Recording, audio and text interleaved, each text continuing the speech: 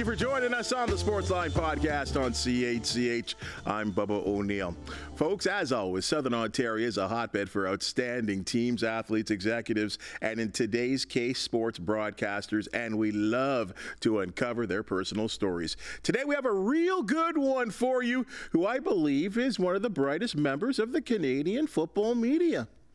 His media experience dates back to 1983 in his hometown that is shared with Sir John A. Macdonald, Doug Gilmour, Don Cherry, and I believe his favorite, the late Gord Downing.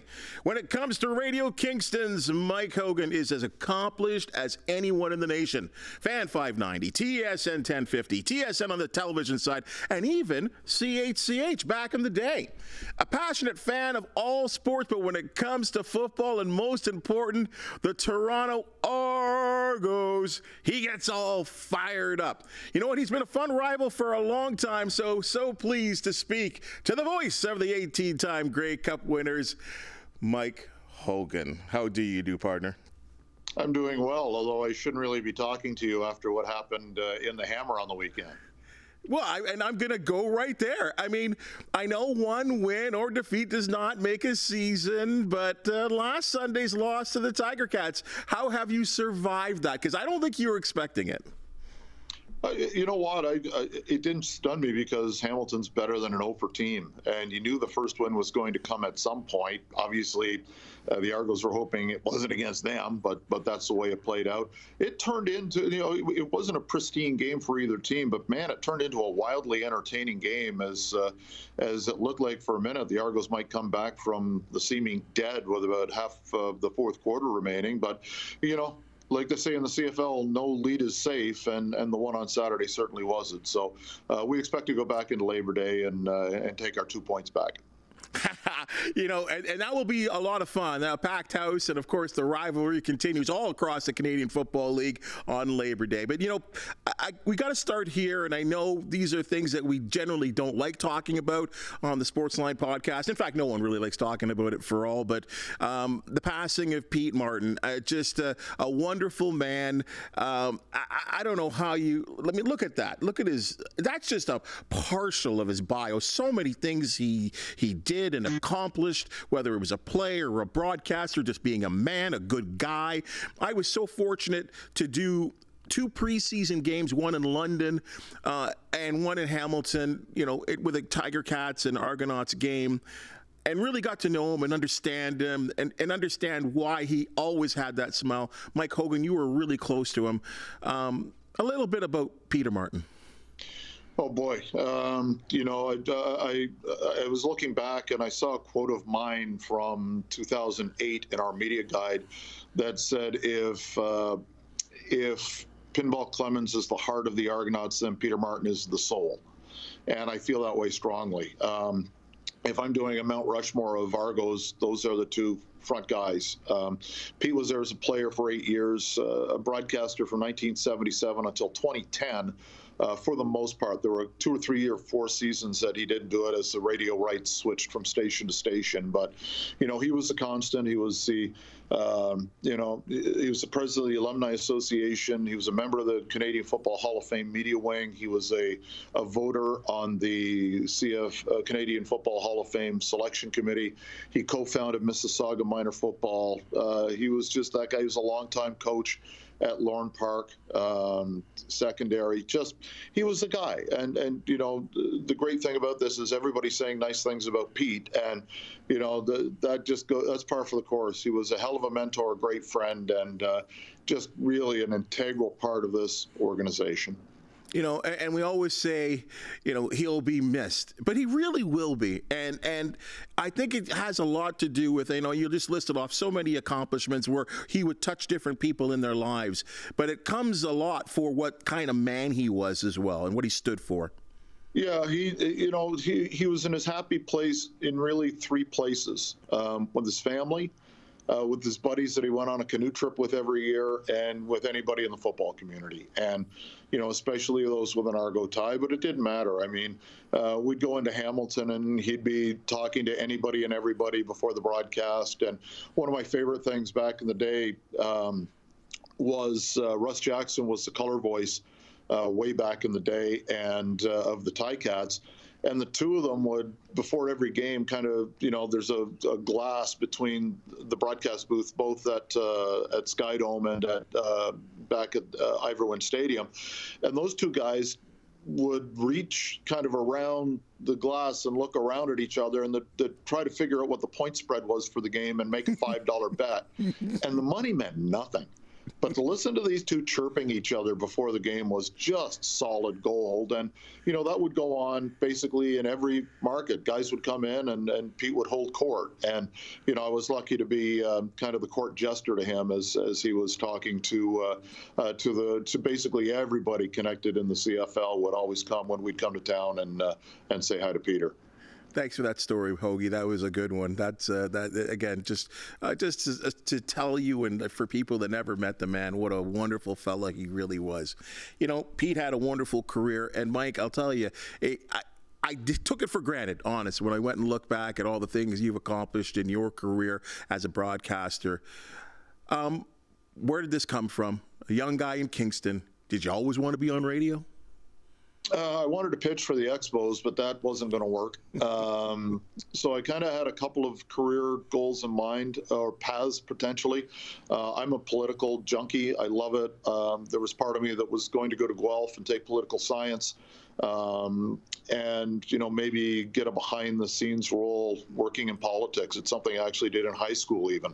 And the other one was I love sports and loved radio and was the kind of guy that when he was a kid would fall asleep with the transistor radio under his pillow and listening to sporting events or talk shows and, never dreaming that 1,000 years down the road I'd be able to host a talk show and do play-by-play. So it really is a dream come true, literally. And I don't take it for granted. For the most part, the radio career is behind me after 35 years and working for the Argos now since 2018, but still being able to keep my hand in it with the play-by-play and doing stuff like this, which I just love. You talk about being a kid. It's something I think we share there. I talked to Rod Mahood yesterday, and he said the same thing. And we kind of share this because we're regional in the same kind of regional area growing up. That you'd listen to WGR or WBEN, especially the American stations. What were you listening to out in Kingston? It was great. Like, we're right on the lake as you are, so I could pull anything from Cincinnati to St. Louis to Atlanta. The New York stations, and there's a station in Boston where a guy named Larry Glick was the overnight talk show host, and I took an affinity listening to him late nights, listening to Tom Snyder's syndicated show. Those were the kind of things that I was listening to, and kind of, without even knowing it at the time, stealing from some of the best. You couldn't help. We all kind of lean off each other, don't we, in any kind of way? Hey, you make the move to Toronto, and you got to help me out here. Was it TSN 1050? Was it the Fan 590? There was a little back and forth going on there, but it was spectacular radio, and of course, football was always in the forefront. Yeah, I got hired at the Fan in 1993, just as a station, or 92, just when the station went all sports, just in time for the Blue Jays. We were September of 92, and I worked there. I was laid off at one point. For a few months. They brought me back, and I stuck it out until 2010, and I was let go there. So it was 18 years roughly working at the Fan, and then when TSN Radio started, they were nice enough to ask me to come and be a part of that, doing the Argos and hosting a talk show, and yeah, it worked out well. So 25 years working in Toronto radio as a talk show host, and really had a blast. I think the time had come. I don't know if I was done with radio or radio was done with me, or a little bit of both, but it was time to move on, and I'd been looking to work in football full time, and was elated when MLSE and the Argos gave me the opportunity. Well, take me right there, joining the Argos. I mean, during that time, as people know, on radio, you were the voice of the Toronto Argonauts, but then you get to work for the dream franchise. That had to have been just something that made your heart go boom, boom, boom. It was surreal. It really was. It took a long time to realize that I was actually working for the team. And, 1 minute I'm kind of looking to get a job in football, and then 10 minutes later I'm sitting in a meeting with Bill Manning and Jim Popp and other people of the executive committee. And it's like, how is this happening? But it did, and I'm thankful it did. And I'm that guy that wants to see football thrive, not only in Toronto but across the country. I long for the day when BMO Field and Tim Hortons Field and the other 7 buildings are filled every game. It's a lot of work. It's a lot of hard work, and I don't know how many years left I have in this job, but I'm going to work hard to try and get those get the bums in the seats. So we have a situation where the crowd we had for the Eastern Final last year is the norm as opposed to the rarity. You know what? I tell people all that time. Like, I mean, especially when we get on this Argo crowd sort of conversation. I was at that Eastern Final, and, as yourself, try to get to the game probably about anywhere between 2 to 3 hours before kickoff. And I walked in BMO Field and saw it empty, players sort of practicing, getting their stretching done, and then watched it grow and grow and grow and grow, and the atmosphere. And I also remember driving in too, and it had been years since I had seen so many people wearing Argos jerseys of all vintage, double blue, white, light blue. It was amazing to see. But watching that building grow, and then by the time they kicked off at 1 p.m. Eastern Standard Time, I was like, Mike, why can't this building be like this all the time? Because I've said it to many people. I love Tim Hortons Field. BMO Field is excellent, and it's loud when it's rocking. Why can't it be that way in a big city like the city of Toronto? Why is that a struggle? If I knew, I'd buy the team. It's almost like if somebody gives you Leaf or Raptor tickets, you find a way to get there. And if there's an Argo game or something you want to do, it's almost like people are looking for an excuse not to go. And I don't know why that is, because the people who go have a great time. You've been to games even when it's not full, and that building gets loud with the construction and the way that roof is over the grandstand. It holds in the noise to the point there were some Ticat fans saying they must be pumping in the noise. It's so loud in here, but that's the way it is. And we've got, we don't have the most fans in the league, but I think we have the most passionate ones, and I say that with due respect to everybody else, because if you're a fan in Hamilton and Regina and other places, you can go to work on Monday and people are talking about the game, and it becomes a thing to do. If you do that in Toronto, you're looking for people to share your experience with, and it can be difficult. So with all of the kicking that Argo fans receive from across the country in terms of attendance, they keep coming out, and they still are loud and passionate. And the diehard fans that we have are, I will say, without hesitation, they are the best in the league because they have to be. But here's the thing, Hoagie, and I get to see, I'm privy to have a look at some of the numbers on television. This is the mystifying thing to me. When you look at the ratings, television ratings we're talking about here, for Argo games on a weekly basis, they're right now, because the Jays are struggling right now, they're with the rest of the Canadian Football League and beating the Blue Jays in particular cases and age groups. People are watching the product. Why aren't they in the seats? Don't know, because they have a good time when they get there, and our exit. Yes. We talk to people will say they have a great time. When I was working at TSN, we were privy to television ratings, not only overall, but breaking it down by region. And there was one Monday game, the Argos were playing the Ticats. There was I think it was a Thanksgiving Day game. There was a baseball playoff game and a Monday Night Football game. And in Toronto, the Argos had the highest rating of the 3 games. And I would show that to people around the building, and they were kind of going, that can't be true. And I go, well, it is. The late Jim Hunt, the great broadcaster and writer, once said of the CFL that the CFL is like pornography. Everybody watches it, but nobody admits it. And Yeah, it's shaky, but it's that's there is something to that where you want people to wear their wear your crest, wear it proudly, and wear your gear, and you see that in Hamilton a lot more than you see it in Toronto, and we're trying to get to that stage. It's tough sledding because we get the Blue Jays averaging 40,000 a night playing 2 kilometers down the road, so. And for years that never happened in the CNE or at Skydome because they shared the building, never played at the same time. There are now times like on a Saturday afternoon, per se, if we have a game then, the Blue Jays are playing at the same time, and that obviously hurts. And yeah, there's millions of people in the GTA, but let's say half of them right off the bat don't like sports. It starts narrowing that number down in a hurry. And I understand this. I mean, if you're in Ottawa, right, where you're coming off 4-14, 4-14, 3-13, I get it, right? I understand that people are struggling to say, or even the sort of start that the Tiger Cats got off to, where it's like, they're just going to lose. I'm not going to show up. That's sometimes the mentality of some fans that are not the hardcore fans. But the Argos, I'm going to just say over the last decade, they've won, 2 Grey Cups? Like, they're competitive. They're competitive all the time, and it's a good product, and they always have good people. And, of course, someone like a Pinball Clements that represents the franchise for so many years. Again, like you said, both you and I would buy the team, but I'm here to say it as a Ticat guy, as a Hamilton guy, that it's fun. And people start to say, well, maybe the league could go on without the Argonauts. No, I never want to see that. Toronto needs to be in the Canadian Football League. It does, especially for advertisers. I mean, if you're looking to sell something nationally and you don't have the Toronto market involved, it's a tough sled, and your rates are going to go way down.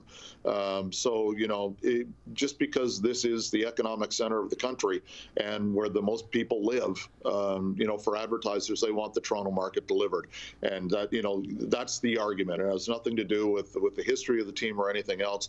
Strictly from a business perspective, you need Toronto if you're going to make money in advertising in the CFL. Let's go to some on-the-field stuff that happened this morning. And according to head coach Ryan Dinwiddie, he was speaking on TSN 1050. He says that quarterback Chad Kelly could start participating in team practices very soon. What does that mean? That means that he can start participating in practices really soon. That's what the head coach. He's been a lot like I'm under the understanding that he's been allowed to practice since day one. It's just that he hasn't been. He's been working out on his own. He hasn't been practicing with the team. But if he's ready to go after 9 games, at some point he has to start practicing. We don't know if he's going to be, see his suspension end after 9 games or if it's going to be extended. But you can't say after 9 games, you're up this week. He has to be given the opportunity to practice with his teammates to get ready in case he's allowed to play in Game 10. Well, I'm going to believe that the Argonauts are going to take care of all this stuff. I know I've been hearing that he's taking care of all the stuff that the league mandated Chad Kelly as a man to take care of in terms of, bettering himself, all that kind of stuff that we all know about. Here's the question, and of course it's the old Belichick question that he had way back at one time with one Brady and a Bledsoe. I thought overall, Cameron Dukes has done a pretty good job. He did not play well against the Tiger Cats, but he has kept the boatmen afloat. He has. Week 10, is that Chad Kelly to get right back in there? I will answer, but I will warn you, I didn't charge my phone, and it's at about 5% right now. So if I cut out, that's why. Cam Dukes has done really well. Nobody expected him to go out and be the league MVP. Right now we're at 500. I think he's only really played one poor game, and that was against Saskatchewan. He played well at times against the Ticats, but I'm sure that they're looking for more explosive plays. And right now they haven't been there for Cam. I think he's capable, more than capable of doing that, and I'd like to see him stretch the field a little bit more. But right now, we're still waiting to see what happens on Saturday and how much the playing time against Winnipeg is divided, if it is, or if it's Cam's job, or if it's Nick's job. I know both have been taking snaps this week, and I still don't know who number 1 is, and maybe the coaching staff doesn't. Anyone that knows Mike Hogan would recognize that you are a fan of football at all levels. And, of course, you love your Philadelphia Eagles and your Eagles. But you're also a fan of the OUA. And the what you've done with Crown Countdown, you've been on the OUA board, you write for them as well too. This love for football, like you've really reached out and touched a lot of people, Mike. Well, I grew up in Kingston watching Queens football, and that was like the big thing. It was junior hockey and OUA football. We didn't have a pro team in town. And I fell in love with Queens games were for the homecoming game and for Frosh Week. There were 10,000 people there, and you know they were singing something in a foreign language, and they were up, you know, arms around each other dancing, and there were bagpipes and drums and cheerleaders and guys in big gold uniforms, and they were usually a pretty good team. So it was a really fun experience to get my feet wet watching, and I've always felt an affinity for that league. And I know whenever I run into Rob Baker, the Tragically Hip, back home, it's always Queens football. Always. It's his favorite thing to do. So people of my vintage who grew up watching Gales games, it's part of our DNA. And if you go to a Queens game, you'll see Rob Baker, the Hip, sitting at midfield with his Queens jersey on, the old tricolors. So yeah, for guys like me who grew up playing football in that town, in that era, we still have the OUA sickness, and I say that with all affinity. You did some work with Laurier too, did you not? Yeah, I called their games for 4 years, 4 straight trips to the Yates Cup that year, and 1 Vanier win. So I take full credit for that. Yeah, we here at McMaster, we'll remember that. Hey, I'll ask you this question here, final one here, Hoagie. What do you want to do when you grow up? Because I know you're having the time of your life. I don't want to grow up. I'm going to do this as long as I can, and when it's time to retire, hopefully a few years from now, as long as I can do it and they'll have me, I'll keep coming in and doing what I'm doing.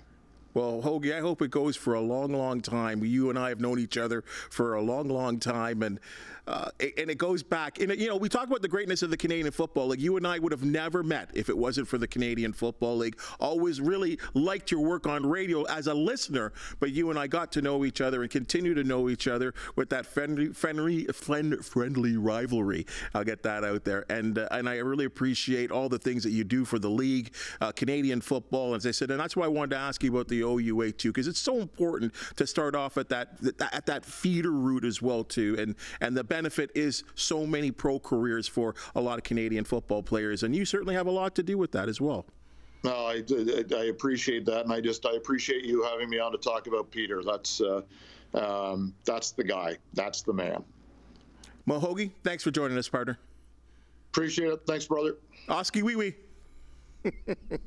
That's your Sportsline podcast for the day, and as you've just seen and heard, we love talking sports with quality individuals. If you do know of an athlete, team, or event to promote, we want you on the Sportsline podcast. Please hit that comment, thumbs up, like, and subscribe.